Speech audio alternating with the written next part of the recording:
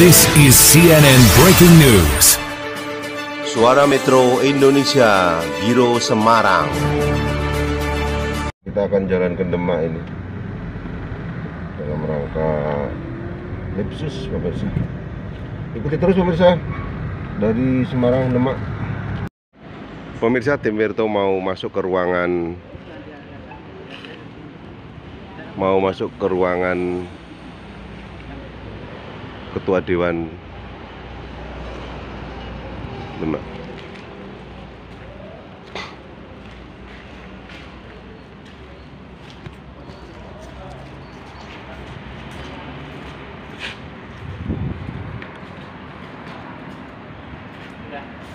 Selamat siang pemirsa di seluruh Indonesia.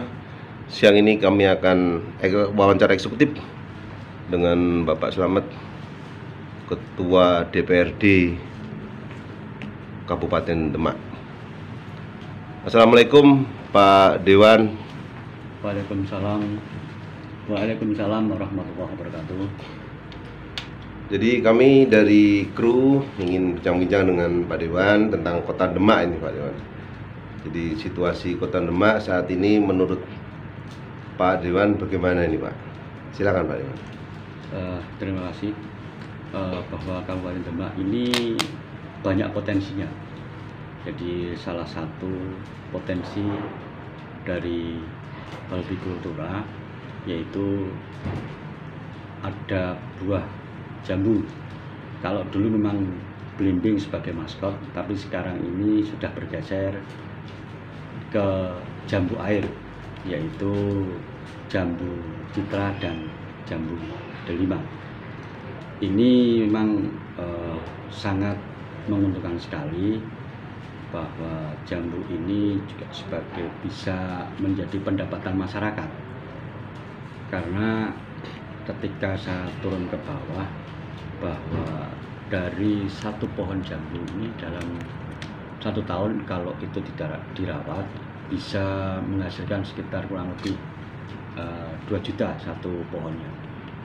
Nah, ini kalau masyarakat Kabupaten Demak ini bisa mengembangkan, dan itu mestinya bisa menjadi pendapatan masyarakat yang sangat signifikan, dan pemerintah bisa mendorong ini bagaimana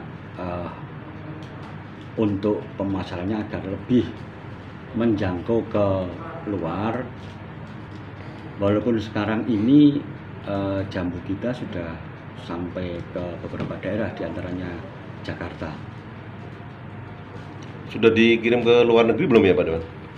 Ya, ini yang mestinya kita pikirkan, bagaimana jambu-jambu ini bisa menjadi ataupun diekspor ke luar negeri, sehingga terkait dengan segala sesuatunya mestinya dipersiapkan ya. Jadi bagaimana terkait dengan bibitnya, dengan buahnya nanti yang seperti apa, sehingga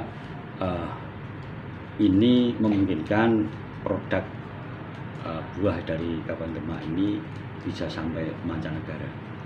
Ini kan masih musim COVID Pak Dewan. Untuk masyarakat Kabupaten Demak ini sebaiknya bagaimana Pak? Untuk biar lebih semangat gitu mencari rezeki, gimana ini Pak? Jadi terkait dengan pandemi yang ada mungkin di seluruh dunia ini, bagaimana antara masyarakat dan pemerintah ini harus bersikap. Jadi antara keselamatan dan perekonomian ini bisa berjalan seimbang. Artinya protokol kesehatan terkait COVID-19 ini ya harus ditaati betul-betul. Tapi untuk bagaimana perekonomian ini agar tidak lumpuh ya harus dipikirkan bagaimana caranya. Artinya bahwa masyarakat tetap diberikan edukasi bagaimana di saat pandemi ini mereka masih bisa mencari rezeki lewat mungkin berjualan, berdagang. Nah, ini kewajiban pemerintah untuk memberikan solusi ini. Ya, mungkin salah satunya diberikan edukasi terkait pembelian secara online. Jadi pedagang kaki lima yang ini sebenarnya banyak sekali terdampak, ini mestinya harus lebih fokus dibina bagaimana mereka tetap bisa berjualan dengan sistem online.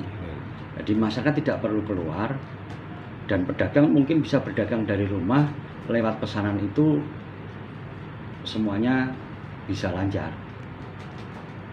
Jadi supaya masyarakat tetap berkarya ya Pak Dewan. Yang di luaran sana kan begini Pak Dewan, itu sering kejadian bahwa yang baru-baru ini terjadi adalah kita mau mengadakan hiburan untuk mencari rezeki untuk pihak-pihak sound sudah disuruh bongkar Pak Dewan. Maksudnya apakah tidak bisa disikapi acara itu tetap, tetapi protokol juga tetap harus jalan Pak Dewan. Gimana ini Pak Dewan? Ya maksudnya itu harus ada solusi. Jadi memang saya banyak mendapatkan keluhan terkait dengan ini para seniman untuk solo organ maupun dangdut, dan yang lebih parah lagi ini kadang-kadang untuk sound dan teratak. Sebenarnya itu kan bisa dipisah. Orang punya hajat, ini ada soundnya kan tidak jadi soal. Jadi orang hajat maksudnya harus diterapkan bagaimana prokesnya, harus disimulasikan seperti apa. Katakanlah hajat harus digelar jangan di tempat yang sempit, tapi di tempat yang luas sehingga terkait dengan jarak dan sebagainya ini bisa aman bagaimana. Nah, ini untuk orang hajat. Terkait dengan musik, ya mestinya bagaimana prokes yang terbaik. Apakah ada musiknya tapi penonton tidak boleh mendekat dan sebagainya sehingga di situ bisa diatur apa tidak. Kalau langsung mematikan ini kasihan. Sudah berapa bulan mereka menganggur tidak mendapatkan job terkait dengan hal ini. Kalau kita di TV masih banyak ada siaran, ada seperti itu dibolehkan. Tapi mestinya di sini saya tidak menyalahkan pihak manapun, tapi bagaimana caranya ini ada solusi yang terbaik. Mestinya ada pembicaraan terkait dengan hal itu antara mungkin Satgas Kesehatan dengan kawan-kawan yang dari seniman terkait dengan hiburan ini. Jadi dicari solusi terkait prokesnya harus bagaimana, apakah pemain musiknya diberikan jarak sesuai dengan aturan, penyanyinya juga, dan penonton tidak ada yang boleh mendekat. Kalau itu mungkin bisa diatasi, bisa disepakati, mungkin bisa dijalankan. Mestinya ini harus kita simulasikan, jangan belum disimulasikan langsung harus dibubarkan dan sebagainya. Ini kasihan para kru musik dan penyanyi, para seniman ini memang untuk saat ini terdampak sekali, dan saya juga merasa prihatin terkait dengan hal ini. Ya, bagaimana kita akan mencoba nanti untuk menjembatani terkait dengan bagaimana solusi yang terbaik terkait dengan prokes hiburan ini. Kemudian untuk keamanan Kabupaten Demak ini Pak Dewan, menurut Pak Dewan apakah sudah cukup bagus atau gimana Pak Dewan? Alhamdulillah kalau saya melihat keamanan di Kabupaten Demak ini sudah cukup bagus Mas. Jadi kriminalitas menurun, semoga saja hal ini bisa dipertahankan, dan saya juga berterima kasih kepada TNI Polri yang sudah bekerja dengan baik terkait dengan keamanan dan dalam menjaga prokes kesehatan ini. Baik ya, jadi TNI Polri sudah bekerja dengan baik ya Pak Dewan untuk di Kota Demak ini. Iya. Terima kasih. Mungkin dari yang lain mau tanya Pak Dewan? Iya, mau tanya Pak Dewan, ini kan rencananya katanya mau diberlakukan PSBB. Untuk tanggapannya Pak PSBB ini kan sudah ada surat dari Mendagri. Ya sebaiknya itu kita ikuti karena apapun itu adalah untuk keselamatan warga masyarakat khususnya di Kabupaten Demak dan umumnya di Indonesia. Cuman dalam hal menjalankan ini kita juga harus melihat situasi yang berkembang di masyarakat, khususnya di masyarakat Demak ini, bagaimana PSBB berjalan tapi perekonomian tetap berjalan. Ini mestinya harus ada kearifan lokal yang kita bangun di sini sehingga masyarakat sadar untuk menjalankan prokes ini dan petugas tidak ngoyak-ngoyak.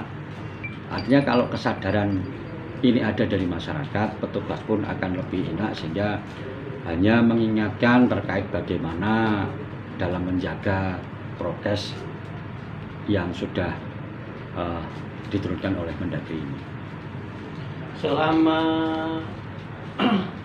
corona ini, Kabupaten Demak ini sebenarnya di zona pink ya, sehingga terkait dengan penanganannya ya maksudnya kita sesuaikan dengan zonasinya. Jadi daerah-daerah mana yang namanya penyebaran yang lebih banyak yaitu yang kita fokuskan. Tapi yang terpenting bahwa untuk Satgas ini bisa dihidupkan kembali dan digiatkan kembali sehingga penanganan yang terutama ini penanganan orang-orang yang terpapar ini harus lebih diintensifkan. Artinya ketika ada masyarakat yang terkena COVID, mereka kan harus karantina, baik yang karantina mandiri maupun karantina yang ada di rumah sakit mestinya mendapat perhatian. Kalau yang mandiri kan mereka pastinya butuh makan dan sebagainya. Nah, ini peran serta kabupaten dan lingkungan kita harapkan untuk bisa bergotong royong nyengkuyung untuk penanganan yang terkena COVID ini. selain dengan adanya corona ini, untuk perkembangan kota khususnya Demak dengan pembangunan mungkin bisa menjelaskan perkembangannya sampai di mana untuk pembangunan? Untuk pengembangan di Kabupaten Demak, alhamdulillah sudah sesuai rencana. Artinya bahwa kita pedomannya itu kan di RPJMD. Di RPJMD itu kan ada fokus tahunan. Artinya bahwa Kabupaten Demak sesuai dengan realnya. Jadi fokus tahunannya apa? Misalnya di tahun ini adalah terkait dengan pendidikan, kesehatan, sehingga fokus kita ya mestinya di bidang pendidikan dan kesehatan, terwujudnya pendidikan di Kabupaten Demak dan kesehatan di Kabupaten Demak. Ya ini yang harusnya mendapatkan porsi anggaran yang lebih. Untuk infrastruktur di Kabupaten Demak sudah sekitar 80-90% sudah selesai. Untuk himbauannya pada Pak Dewan untuk masyarakat? Himbauan kita pada masyarakat Kabupaten Demak yang pertama untuk tetap mentaati protokol kesehatan COVID-19 ini untuk bisa menjaga jarak, memakai masker, dan selalu mencuci tangan pakai sabun maupun hand sanitizer. Bahwa ikhtiar ini harus kita lakukan. Dan yang kedua adalah terkait dengan vaksin.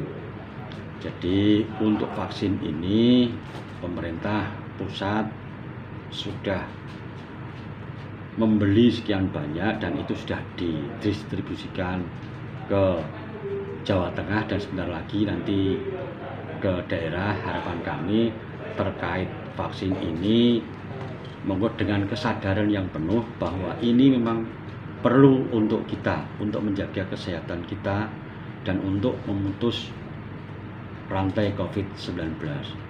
Jadi saya harapkan dengan kesadaran yang baik masyarakat untuk bisa sukarela divaksin dan jangan percaya pada berita-berita yang belum tentu kebenarannya terkait dengan vaksin yang disuntikan kepada masyarakat. Artinya ada berita-berita kalau divaksin ini bisa pingsan dan meninggal dan sebagainya. Ini mesti dicari kebenaran terkait dengan berita itu. Jadi sekali lagi percayalah kepada para pemimpin, karena pemimpin ini mestinya berpikir yang terbaik untuk masyarakatnya. Oke. Baik pemirsa di seluruh Indonesia, baru saja kita bincang-bincang dengan Pak Ketua Dewan Kabupaten Demak. Mudah-mudahan nasihat dari beliau bermanfaat untuk kita semua, Amin. baik yang ada di Kabupaten Demak maupun di luar Kabupaten Demak. Kita ikuti terus pemirsa Metro Siang dari awal sampai akhir. Terima kasih. Assalamualaikum warahmatullahi wabarakatuh. Pak Dewan. Waalaikumsalam warahmatullahi wabarakatuh. Baik pemirsa, baru saja tim media Metro Indonesia selesai wawancara khusus dengan Bapak Fahrudin Bisri, Slamet Sarjana Ekonomi.